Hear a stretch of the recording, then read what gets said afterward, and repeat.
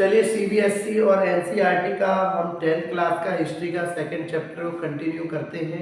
Nationalism in India 2 lecture इसमें हो चुके हैं। आज तीसरा लेक्चर हम देखेंगे। कल हमने छोड़ा हुआ था रॉलेट एक्ट को, और रॉलेट एक्ट के बाद काफ़ी अफरा तफरी ब्रिटिश ने मचा दी थी। तो महात्मा गांधी जी ने जो रॉलेट एक्ट था, जो मूवमेंट था सत्याग्रह, उसे वहीं क्या कर दिया था, समाप्त, और कुछ बड़ा मूवमेंट करने की उन्होंने ठानी थी। आज अपन इस लेक्चर में देखेंगे Gandhi ji wants big movement, खिलाफत मूवमेंट, अर्थात यहाँ पर खिलाफत मूवमेंट कैसे क्रिएट किया महात्मा गांधी जी ने, वो यहाँ पर बताया गया है।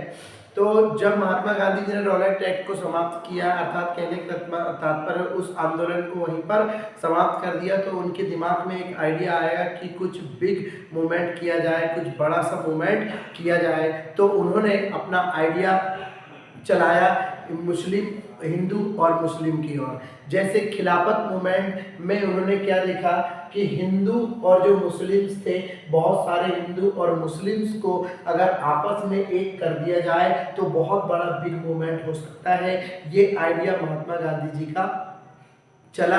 महात्मा गांधी जी ने ये आइडिया लगाया कि जितने भी हिंदू और मुस्लिम्स हैं, अगर इनको एक कर दी जाए तो हमारी शक्ति बढ़ जाएगी और हम कुछ बड़ा सा मूवमेंट कर सकते हैं। इसके अंतर्गत हिंदूज जो थे, पूरे हिंदू, इंडियंस हिंदूज, भारत के जो हिंदू थे वो स्वराज्य चाहते थे, अर्थात आज़ादी, इंडिपेंडेंस चाहते थे, और वो फाइट करना चाहते थे ब्रिटिशर से, क्योंकि वो ब्रिटिशर से और अंग्रेज लोगों से काफ़ी परेशान थे। इसीलिए वो अंग्रेजों के खिलाफ फाइट करना चाहते थे भारत के हिंदू लोग। और वहीं पर जो मुस्लिम लोग थे वो खिलाफत इशू को लेकर काफ़ी परेशान थे और उसको लेकर कुछ काम कर रहे थे। खिलाफत इशू को लेकर मुस्लिम्स लोग खिलाफत इशू पर वर्क कर रहे थे। यहाँ पर उस समय जब फर्स्ट वर्ल्ड वार हुआ था, तो यहाँ पर ब्रिटेन और टर्की दोनों के बीच में फाइट हुई थी, तो जिसमें ब्रिटेन जीत जाता है और टर्की डिफीटेड होता है, हार जाता है। परंतु यहाँ क्या होता है, टर्की का जो राजा था वो था कैलिफेट। कैलिफेट का मतलब होता है खलीफा, अर्थात जो मुस्लिम लोग का एक इस्लामिक बड़ा लीडर था, और उसके जो मुसलमान थे वो इसका काफ़ी रिस्पेक्ट करते थे, कैलिफेट का काफ़ी रिस्पेक्ट करते थे, खलीफा का रिस्पेक्ट करते थे, उसके प्रति सम्मान की भावना रखते थे और उसको फॉलो करते थे। परंतु जब ये युद्ध हुआ तो टर्की हार गया। टर्की का जो राजा खलीफा था, कैलिफेट जो राजा था टर्की का, जब टर्की हार गया तो खलीफा को सबक सिखाने के लिए अंग्रेजों ने कुछ ऐसे प्लान्स बनाए और जनता में कुछ ऐसी अफवाहें चली कि हार्स ट्रिएटी, कोई एक ऐसा लॉ पास होने वाला है, इम्पोज होने वाला है, जो कि बहुत ही खतरनाक होगा। किसके लिए? खलीफा के लिए, कैलिफेट के लिए बहुत ही नुकसानदायक होगा ये लॉ। ऐसी अफवाह उस समय भारत में फैली। तो ऐसी स्थिति में ये जितने मुस्लिम्स लोग थे, ये इनको बहुत बुरा लगा कि हमारे राजा के विरुद्ध कुछ ऐसी कार्रवाई की जाएगी, तो ये चुप नहीं रहे। इन्होंने Indian Muslims also fight against britisher, और फिर सभी मुस्लिम्स ने सोचा कि अब हम ब्रिटिशर्स के साथ लड़ाई करेंगे और उनके खिलाफ स्ट्राइक्स वगैरह करेंगे। तो ये बात महात्मा गांधी जी को पता चलती है और महात्मा गांधी जी के दिमाग में एक आइडिया आता है कि हिंदू का दुश्मन भी ब्रिटिशर है और मुस्लिम्स का दुश्मन भी ब्रिटिशर्स है, तो ये एक बहुत ही अच्छी गुड अपॉर्चुनिटी है। अब हिंदू और मुस्लिम को एक कर लिया जाए। क्यों? क्योंकि दोनों का दुश्मन एक ही है, ब्रिटिशर।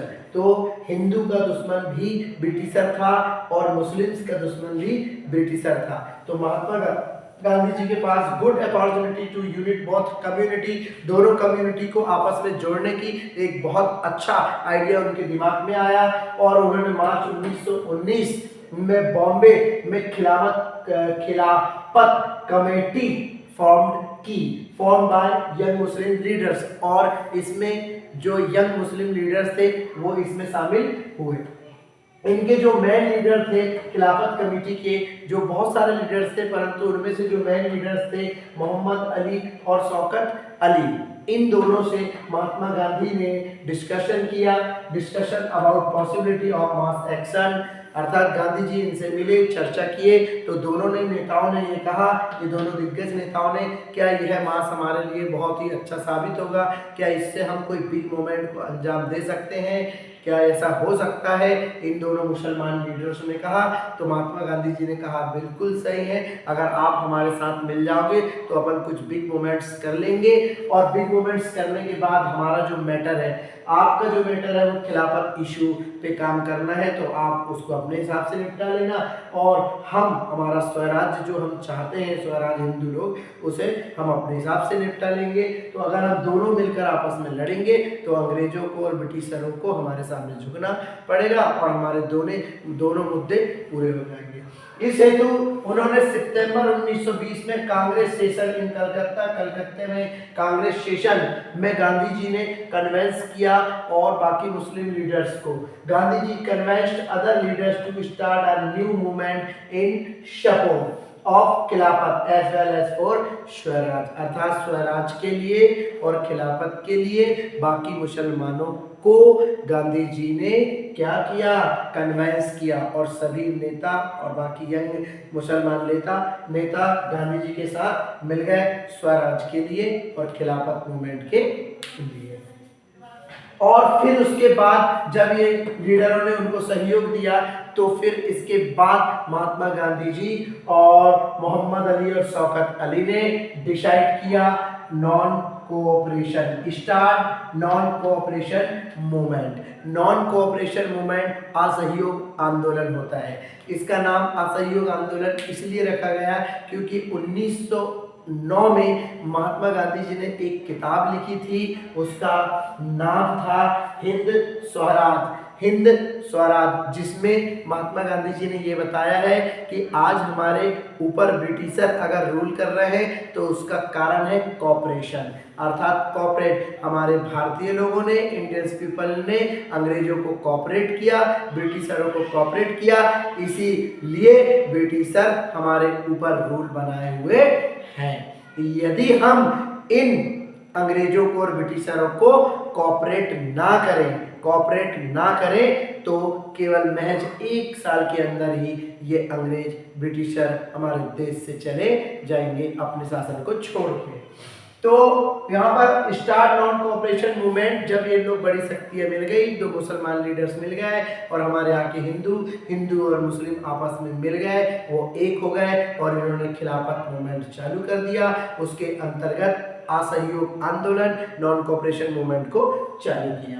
अच्छा, नॉन कोऑपरेशन मूवमेंट ही क्यों चालू किया? क्योंकि उसका रीजन यहाँ पर हम बता रहे हैं कि गांधी जी ने 1909 में जो बुक लिखी थी हिंद स्वराज, तो उसमें उन्होंने, महात्मा गांधी जी ने बताया था कि ब्रिटिशर जो है वो हमारे ऊपर रूल इसलिए कर रहे हैं क्योंकि हमारे भारत के लोग उनके साथ कोऑपरेट करते हैं। यदि हमारे भारत के लोग उनसे कोऑपरेट करना बंद कर दें तो ब्रिटिशर 1 साल के अंदर हमारे देश से चले जाएंगे। अर्थात कहने का मतलब है इस नॉन कोऑपरेशन मूवमेंट को चलाने का सबसे बड़ा एम और उद्देश्य था सिर्फ ये कि इंडियंस जो पीपल है वो कोऑपरेट ना करें ब्रिटिशरों के साथ। जैसे कि ब्रिटिश जो अंग्रेजी पढ़ाई है, अंग्रेजी शिक्षा है, जो भी अंग्रेजी कल्चर है और जो भी फॉरेन गुड्स है, फॉरेन क्लॉथ है, इनका सबका फॉरेन जो भी सिस्टम है, पूरी कमोडिटीज़ वगैरह, उन सबका क्या करें, बायकॉट करें, अंग्रेजों के साथ कोऑपरेट ना करें। इसीलिए महात्मा गांधी जी ने नॉन कोऑपरेशन मूवमेंट चलाया था। तो Indian people cooperate to British government, क्योंकि ब्रिटिश गवर्नमेंट को इंडियन लोग कोऑपरेट करते थे, इसलिए ब्रिटिश गवर्नमेंट क्या करती थी, भारत के लोगों पर रूल करती थी। If Indians refuse to cooperate, अगर पूरे भारत के लोग इस का विरोध करें और रिफ्यूज कर दें, कोऑपरेट करने से मना कर दें, तो ऐसी स्थिति में British rule in India would collapse, अर्थात कहने का मतलब यह बंद हो जाएगा विद इन अ ईयर, केवल 1 साल के अंदर, एंड स्वराज वुड कम, और हमारे भारत में स्वराज आ जाएगा। तो सभी भारतीयों को सभी भारतीयों को कॉपरेट नहीं करना है अंग्रेजों के साथ, ऐसा महात्मा गांधी जी इस मूवमेंट में बता रहे हैं। तो अगर गांधी जी कहते हैं कि जितने भी इंडियंस हैं वो ब्रिटिशर से नॉट टू कॉपरेट करें, नॉट टू कॉपरेट, तो हमें स्वराज मिल ही जाएगा। चलिए आज के लेक्चर में इतना है, फिर कल अगले लेक्चर में चैप्टर को कंटिन्यू करेंगे। Thank you very much.